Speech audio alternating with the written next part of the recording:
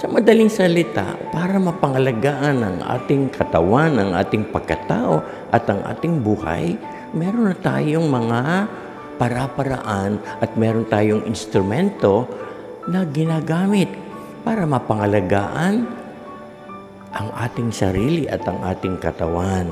Pero pagdating, mga kapatid, sa larangan ng tukso, sa larangan ng kasalanan, sa larangan ng pagkabigo, ano ang ating instrumento o ano ang ating sandata?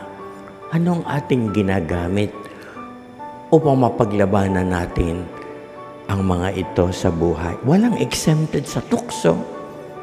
Kay pare o madre, obispo o santo papa, lahat tayo ay nahaharap sa tukso araw-araw. 24/7 ang tukso ay nakapaligid sa atin. Hindi naman natin pwedeng sabihin na, kaya ko to. Minamani ko lang yan. Hindi ako matutukso, hindi ako magkakasala. Huwag kang pakampante. Huwag kang masyadong pakampante sa sarili mo.